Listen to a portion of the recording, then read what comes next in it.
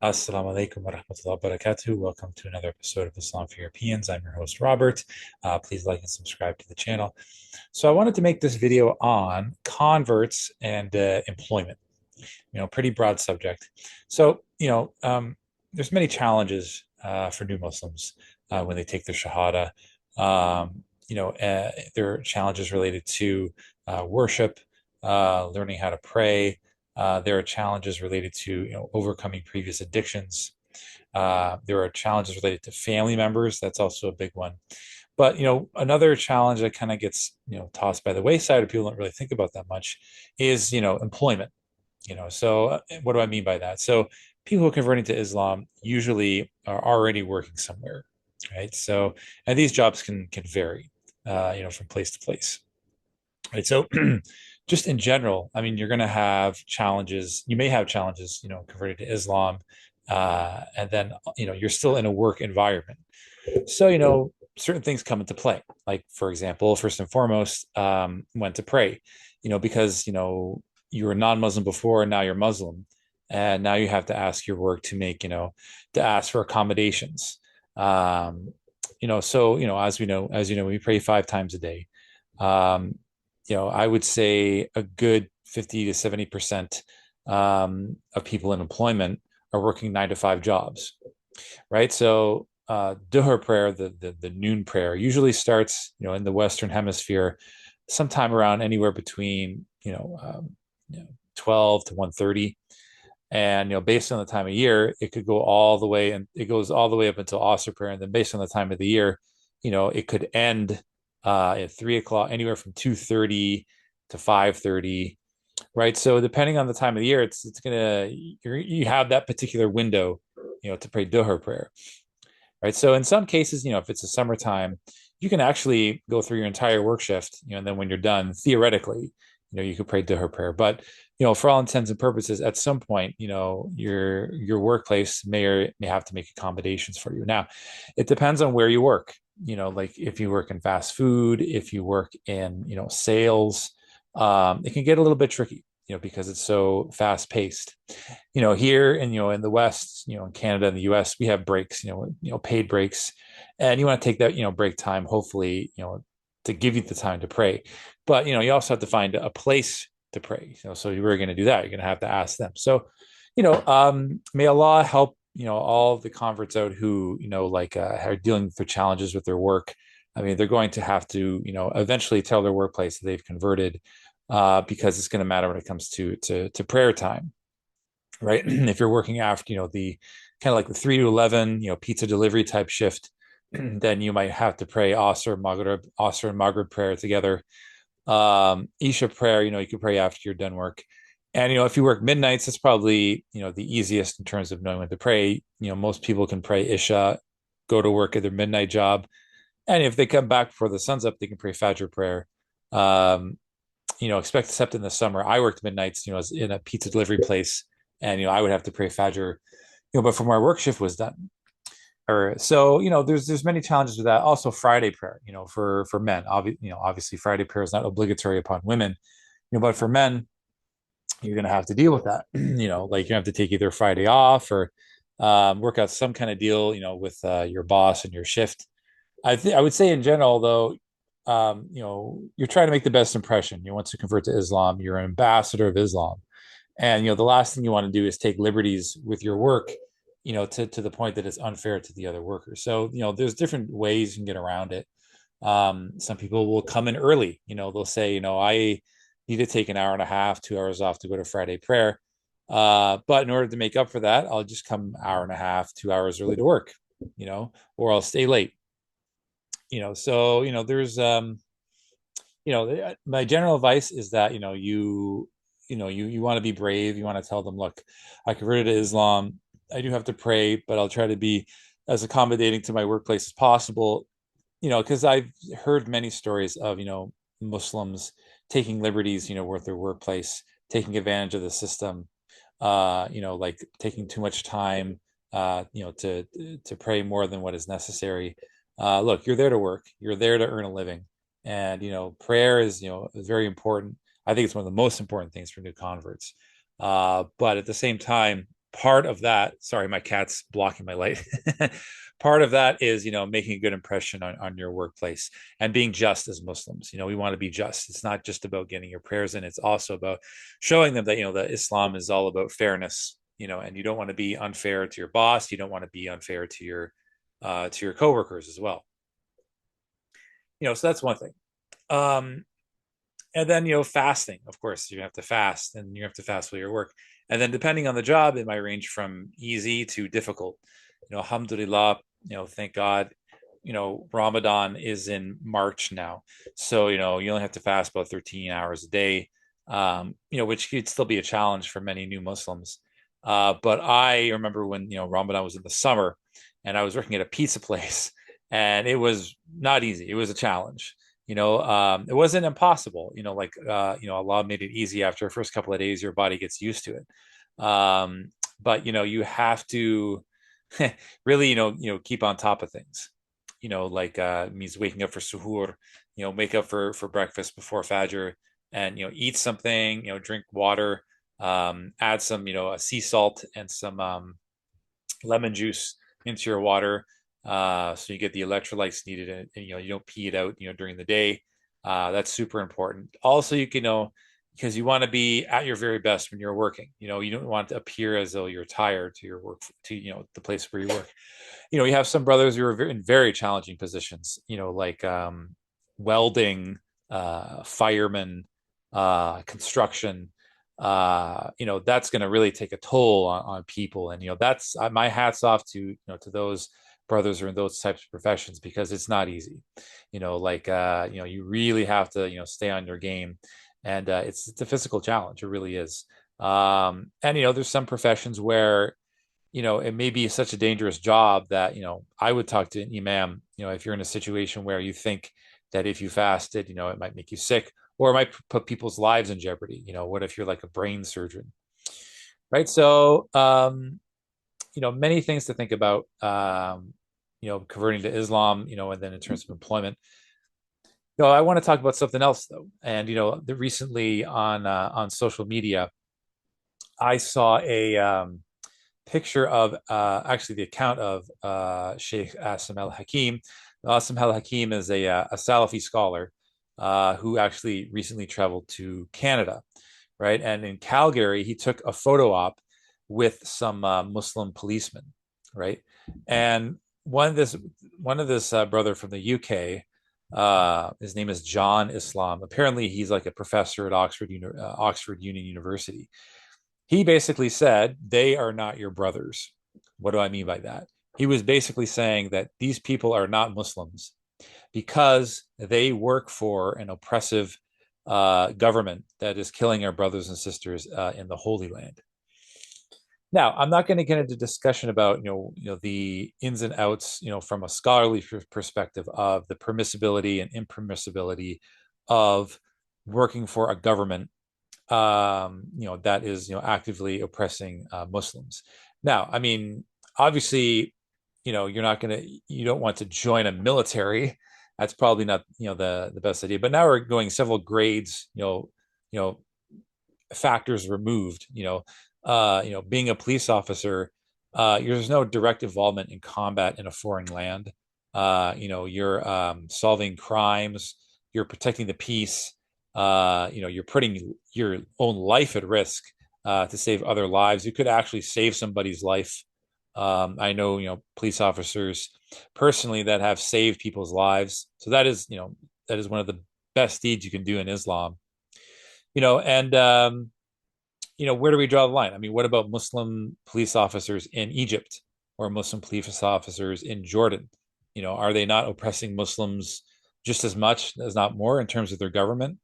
Um, so it's quite a stretch. And even, people who are very well educated, responded to this brother and saying that, yeah, whether it's bad or haram, that's one story. But to go ahead and call someone a kafir or a disbeliever, um, merely by working as a police officer, I mean, you better be right, because if you accuse someone of being a non-Muslim and you are incorrect, then that accusation goes back onto you. And that is like an en masse accusation. So you're basically accusing thousands of Muslims who work in law enforcement of being a disbeliever. And if you work for like if you work in the public sector, as police officers do, how far do you take that? How far do you take that? Do you include firemen and people who are like disbelievers? Do you include postmen? Do you include people working in the Coast Guard? Do you include government workers? Right. And then this brother, John Islam, he works for a university. So, the university, in the UK, they're publicly funded. So your tax dollars are basically going to fund this university. But let's put all that aside. Let's just assume what he's saying is true. And this is basically the main point of my video. Imagine if the person who took that photo op, that police officer in Calgary, was himself a convert to Islam. Maybe he learned about Islam while he was on the police force. He converted to Islam, and his job is very important in terms of the amount of money he makes, to support his family. And you say you just converted to Islam, and he takes this photo op with this sheikh, and then next thing you have someone an ocean away, another Muslim, accusing him of being a non-Muslim. You know, like what is that going to do to that convert? They just may just say, what, F it, and not be they say, I don't want to be part of the Muslim community. This person, may have given up many, many things to convert to Islam. And then all of a sudden they get called a disbeliever merely by taking a photo op with a sheikh and staying in their job. Right. But the point I'm trying to make is you have many people who convert to Islam who are in positions that technically are not either they're completely un-Islamic, or there's some aspect of their job that may be un-Islamic. You know, um, you can include sex workers in that category. You can include people who work at casinos. You can include bartenders. You can include butchers. Who deal with pork. Um, so you have that list of people who take their shahada, and now you want to add on another list of people, firemen, policemen, coast guard, uh you know uh any type of government worker, and say that these people are all also now disbelievers. What Islamic organization in what city has a human resource, any type of human resource, large enough to be able to deal with taking hundreds or thousands of new converts and basically giving them a new employment, a new career, so they can quit their job and make as much money as they were making before? The short answer is no. Muslim communities don't have the resources even to help out born Muslims with this. Um, you know, and you think of all the new people who are taking the shahadas. If you want to follow the letter of the law, you can complain all you want that these people are in jobs that are unacceptable from an Islamic standpoint. But the Muslim communities have the resources to offer new careers to these people, pay them a really good wage, supplant the wage they were making before so they can take care of their family, and put them in positions where they have the skill set in order to work those jobs and be successful.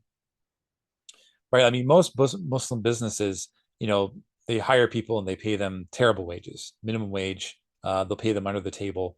You're not going to take a fireman or a police officer and then have them work in some pizza restaurant. So if you're going to go ahead and call a whole bunch of people disbelievers, including people who converted to Islam because they're working as a police officer or because they're working as a fireman, go right ahead. But what are you going to do? You're basically saying, welcome to Islam. Because of your job, you now have to quit it. We don't have the resources to provide you a new career. So you basically have to live on the street. And if you do continue in your job as a police officer, you're a kafir. Right. So, talk is cheap. You hear Muslims say this stuff all the time. And, this John Islam, he probably, has all these, like utopian ideas of, how to, like have this Islamic utopia, how to bring back the Khalifa, how to, turn Western countries into Muslim countries. But if you ask them this seriously, do you have, thousands of jobs to provide these, converts who are going to convert to Islam who are in, unacceptable positions in your position, in your opinion? Is any Islamic institution in any resource in any city able to provide new employment for these converts. You know, yeah, I think you pretty much know what the answer is. And on a final note, there's many born Muslims who are already working in these types of jobs. There are Muslims who work in insurance. There are Muslims who work in the government. I mean, so many Muslims work in public sector jobs. You have Muslims working as bartenders, you have Muslims working in casinos, you have Muslims working, like in, dispensaries, and, they don't care as much. There's varying levels of religiosity among born Muslims. And I'm not saying this to criticize them. I'm saying that, converts, they're more likely to want to follow, the rules of Islam to a T. But that's just not really possible for a lot of these people. They're trying their best. And, I would love for them to all be in halal types of environments. But if you're going to accuse them of being a kafir, for you don't know the circumstances behind why they're in this particular job. Maybe they have no other choice. Maybe if they were to work in another job, they would lose their house. You know, who are you to sit around and complain when you yourself work for a UK university, right? And on a final note, the perfect example of this is Andrew Tate. Does the Muslim community, do they have any of the resources necessary to give Andrew Tate a new life? Because Andrew Tate is in a position where basically almost all the money that he made came from haram resources. He converts to Islam, and now he's in this position. And there's probably so many barriers to exit that leaving everything behind. I don't know if he's ready to do that. Does any Muslim or think tank or organization, do they know what to do with this kind of person? Do they know the roadmap that they can give them? Do they have the resources to replace what Andrew Tate has in a halal way?